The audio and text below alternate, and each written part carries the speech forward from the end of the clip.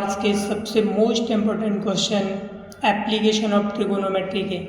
तो ये लास्ट के जो 4 क्वेश्चन हैं इनमें से एक क्वेश्चन ज़रूर आता है। तो हम यहाँ पर देखते हैं, सबसे पहले 11वां क्वेश्चन देखते हैं। हमारा जो 11वां क्वेश्चन है, यहाँ पर ये एक कैनाल है और यहाँ पर इस पर एक छोर पर इसके एक तट पर यहाँ पर ये टावर लगी हुई है और यहाँ से ये 60 डिग्री का एंगल बनता है इसके टॉप का। इससे अगर हम 20 मीटर दूर जाते हैं तो यहाँ पर जो एंगल है हमारा, यहाँ से देखने पर 30 डिग्री का एंगल बनता है। हमें यहाँ पर BC की डिस्टेंस निकालनी है, यानी कि कैनाल की चौड़ाई, और यहाँ पर ये पोल की, ये जो टावर है इसकी हाइट निकालनी है। तो हम क्या करते हैं, इन राइट ट्रायंगल ABC, पहले हम राइट ट्रायंगल ABC ले लेते हैं। तो इसमें tan theta equal to perpendicular upon base. tan theta की वैल्यू हमारे पास 60 डिग्री है, परपेंडिकुलर हमारा कितना है h, बेस कितना है हमारा x। tan 60 की वैल्यू √3 होती है, h upon x cross multiply करेंगे, h इजिकल टू √3x। ये हमारी इक्वेशन फर्स्ट हो गई। अब हम यहाँ पर राइट ट्रायंगल ABD ले लेते हैं। इन राइट ट्रायंगल ABD, तो वही formula tan theta equal to perpendicular upon base tan। अब थीटा की वैल्यू इसके लिए 30 डिग्री है, परपेंडिकुलर हमारा यहाँ पर h है और बेस हमारा टोटल हो जाएगा x + 20 या 20 + x। अब यहाँ पर tan 30 की वैल्यू पुट करेंगे, 1/√3 होती है equal to h upon 20 + x। Cross multiply करेंगे, √3h इजिकल टू 20 + x। ये हमारी इक्वेशन सेकंड आ गई। इक्वेशन फर्स्ट से इक्वेशन सेकंड में h की वैल्यू पुट कर देते हैं। लिखेंगे put the value of h in equation second from equation first। √3, ये हमारे पास h की वैल्यू √3x है, यहाँ से हमने √3x पुट की इजिकल टू 20 + x हो गया। √3 को √3 से मल्टीप्लाई करेंगे, 3x इजिकल टू 20 + x। इसको इधर ट्रांसफ़र कर लेंगे तो x माइनस हो जाएगा, यहाँ पर 2x इजिकल टू 20, 2 से डिवाइड कर देंगे तो x इजिकल टू 10 मीटर। तो यानी कि हमारी जो कैनाल है, जो नहर है, उसकी चौड़ाई हमारी 10 मीटर आ गई। अब जो x की वैल्यू आई है वो हम इक्वेशन फर्स्ट में पुट कर देते हैं, जिससे हमें टावर की हाइट आ जाएगी। Put the value of x in equation first. तो यहाँ पर हमारे पास h इजिकल टू √3, x की वैल्यू हमारे पास 10 आ गई, तो h इजिकल टू 10 √3 मीटर। ये हमारी टावर की हाइट हो गई। तो इस तरह से हमारा क्वेश्चन सॉल्व हुआ। अब हम जाते हैं सेकंड क्वेश्चन पर, यानी कि 12th क्वेश्चन लेते हैं। अब इस क्वेश्चन में हमें क्या दिया है कि हमें एक 7 मीटर ऊंची बिल्डिंग दी है और इसके अपोजिट ये एक केबल टावर है। हमें यहाँ पर अगर इसके बिल्डिंग के टॉप से हम इसके टॉप को देखते हैं तो 60 डिग्री का एंगल बनता है हमारा। ये एंगल कितना है हमारा, 60 डिग्री का। और अगर हम इसके टॉप से इसके बॉटम को देखते हैं, इसके बेस को, तो ये हमारा एंगल 30 डिग्री बनता है। अब हमें पे यहाँ पे क्या, ये हमारा 45 डिग्री बनता है एंगल। अब हमें क्या करना है, इसमें हाइट ऑफ टावर, ये टावर की जो हाइट है वो निकालनी है। हमने इसे h सपोज कर लिया और इसमें जो बिल्डिंग और टावर के बीच की जो डिस्टेंस है, हॉरिजेंटल डिस्टेंस, उसे हमने x सपोज कर लिया। तो हम यहाँ पे लिखेंगे, हम पहले ये वाला ट्राइंगल ले लेते हैं ABC। In right triangle ABC, तो tan theta equal to perpendicular upon base. tan theta की वैल्यू हमारे पास 45 डिग्री है, परपेंडिकुलर हमारा 7 है और बेस हमने x सपोज किया है। tan 45 की वैल्यू 1 होती है, 7/x, x equal to cross multiply करेंगे तो 7 मीटर आ गया। इसे इक्वेशन फर्स्ट मान लेते हैं। अब राइट ट्रायंगल EDA लेते हैं। इन राइट ट्रायंगल EDA वही फॉर्मूला हमारा tan थीटा परपेंडिकुलर अपॉन में बेस tan थीटा की वैल्यू हमारे पास यहाँ पर 60 डिग्री है और परपेंडिकुलर हमारा इसमें, अब देखो ये पूरा h है और ये 7 है, ये 7 है तो ये भी 7 होगा, तो ये वाली जो डिस्टेंस है हमारी यहाँ से यहाँ तक की ये h-7 मीटर हो जाएगी। तो यहाँ पर हम परपेंडिकुलर h-7 लिखेंगे। ये बेस x है तो ये भी इसके पैरेलल है, ये भी x होगा। tan 60 की वैल्यू हमें मालूम है कि √3 होती है, equal to h-7/x। Cross multiply करेंगे √3x इक्वल टू h-7, ये हमारी इक्वेशन सेकंड आ गई। अब हम इक्वेशन फर्स्ट से x की वैल्यू पुट कर देते हैं। Put the value of x in equation second from equation first.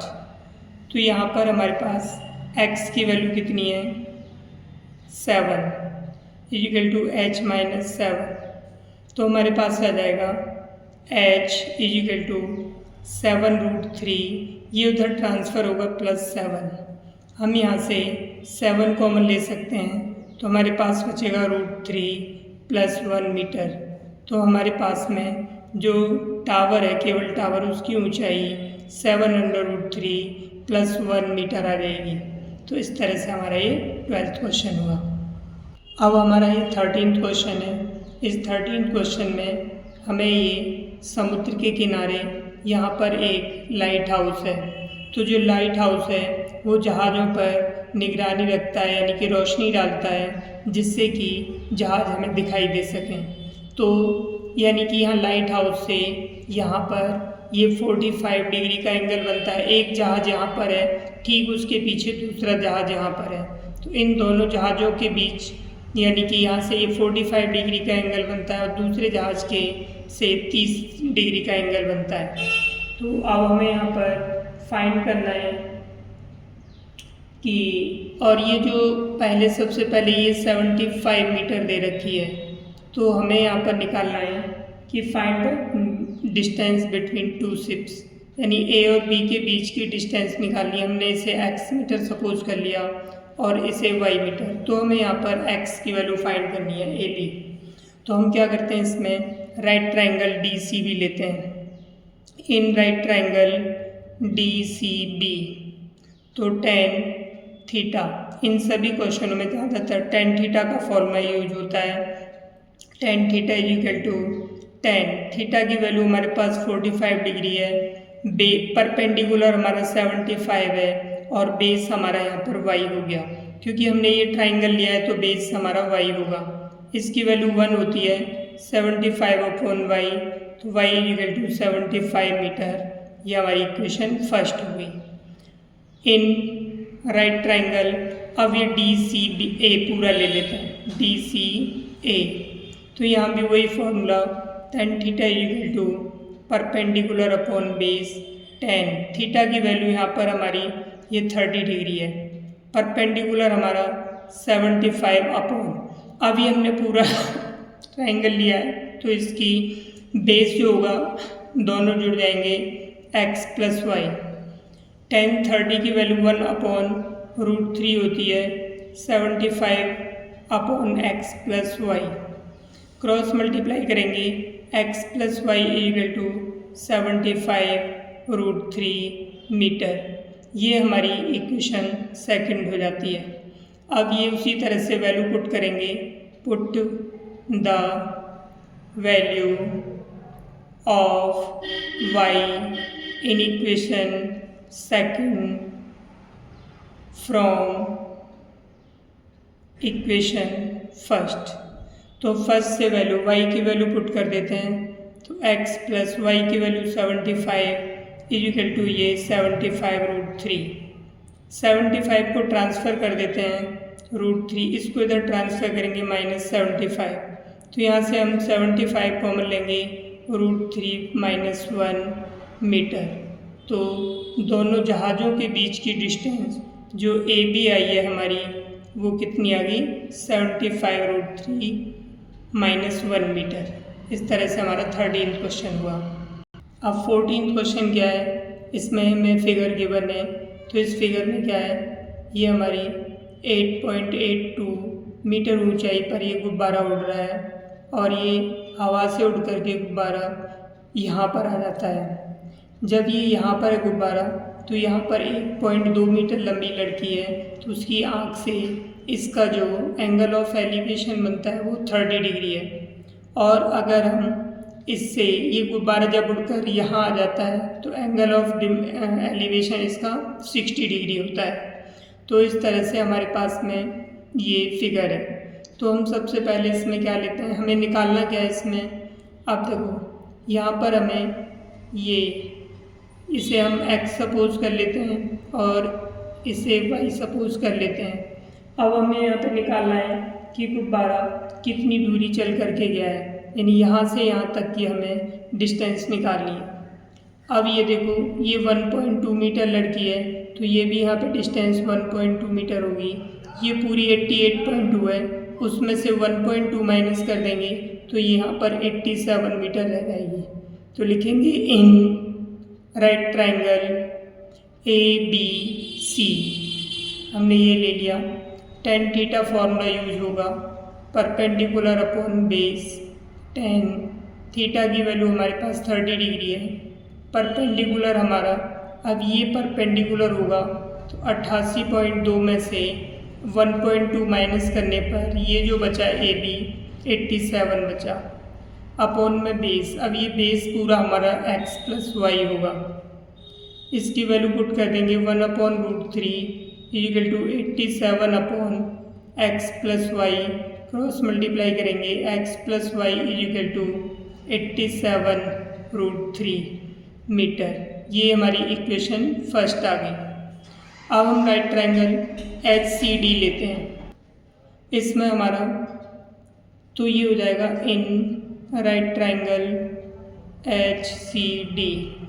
तो यहाँ पर एंगल 60 डिग्री है, tan theta equal to perpendicular upon base tan 60 equal to perpendicular हमारा ये सेम यही होगा, यानी 87 अपॉन में इसकी डिस्टेंस ये x होगी।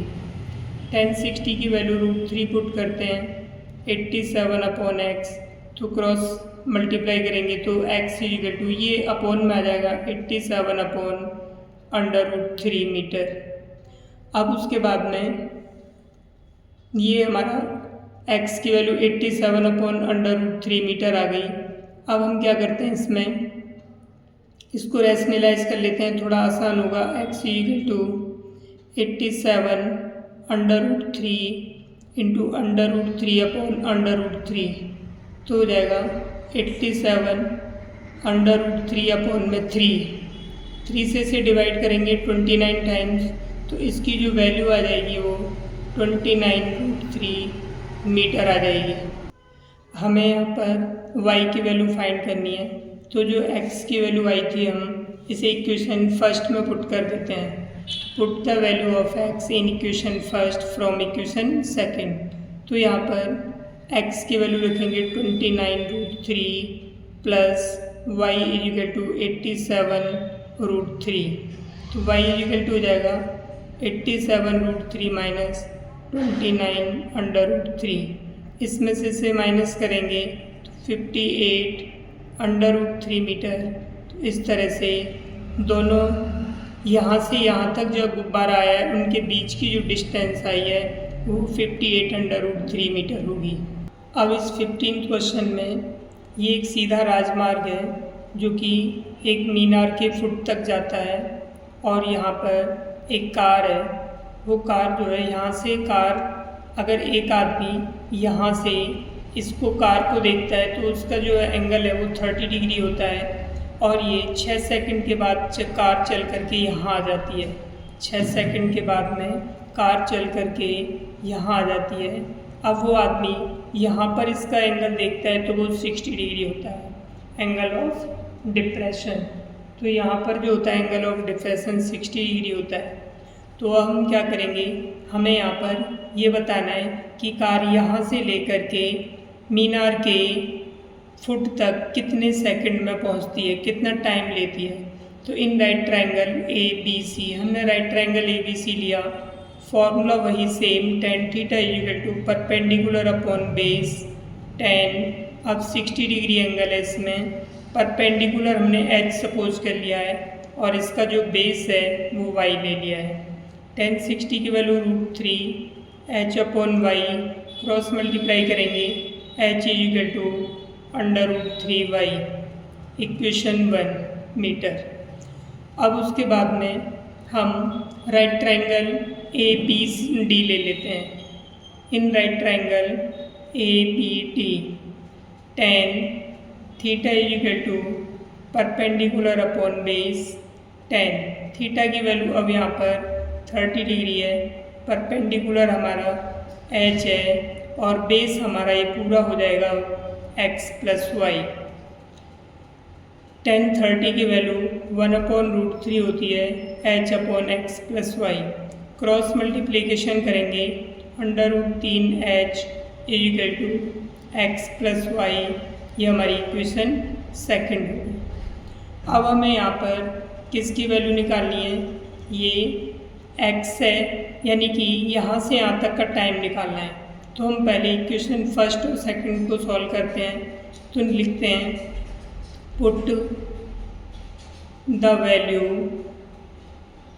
Of h in equation second from equation first. तो हम ये वैल्यू रख देते हैं, h की वैल्यू √3y, तो यहाँ पे होगा √3 इंटू √3y, h की जगह पुट कर दिया equal to x plus y. Solve करेंगे, हो जाएगा हमारा 3y equal to x plus y. y को इधर ट्रांसफ़र कर देंगे, 3y minus y equal to x। तो इस तरह से 2y इक्वल टू x ये आ गया हमारा। तो अब देखो यहाँ पर 2y इक्वल टू x है, तो x डिस्टेंस कवर करने में कितना टाइम लगता है, 6 सेकेंड। अब लिखेंगे taken time to cover distance x metre equal to x unit मान लेते हैं, x unit equal to 6 second. Taken time to cover distance x equal to कितना है, 2y। हमारे पास में x इक्वल टू 2y है, तो जितना टाइम x को कवर करने में लगेगा उतना ही 2y को करने में लगेगा, इक्वल टू ये भी टाइम हमारा 6 सेकेंड हो गया, क्योंकि x इक्वल टू 2y है। अब उसके बाद taken time to cover distance y, यहाँ से हम 2 को ट्रांसफ़र कर दें 6/2, तो इस तरह से 3 सेकेंड आ गया। तो हम यहाँ पर देखते हैं इस डिस्टेंस को कवर करने में x 6 सेकेंड लगी और y डिस्टेंस को कवर करने में हमें 3 सेकेंड लगे। तो लिखेंगे total taken time to cover distance by car at the foot of tower equal to 6 + 3 second equal to 9 second. इस तरह से हमारे पास में जो आंसर आया वो 9 सेकेंड आ गया। और अगर पूछा जाता कि यहाँ से इस पॉइंट से यहाँ तक कितना टाइम लगता, तो हम फिर यहीं पे छोड़ देते 3 सेकेंड, तो हमारा ये आंसर हो जाता। अगर पूछा जाता कि स्टार्टिंग से एंड तक, तब हमारा 9 सेकंड हो जाता। तो यहाँ पर हमारा ये हमें यहीं तक पूछा था कि हमें इस सी पॉइंट से बी पॉइंट तक जाने में कितना टाइम लगेगा, तो हमारा टाइम कितना आ गया, 3 सेकंड। ये हमारी एक्सरसाइज कंप्लीट हुई। अगर किसी बच्चे को कोई डाउट हो तो वो कमेंट्स में पूछ सकते हैं, और अगर ये वीडियो आपको पसंद आई हो तो चैनल को लाइक, शेयर और सब्सक्राइब ज़रूर करें।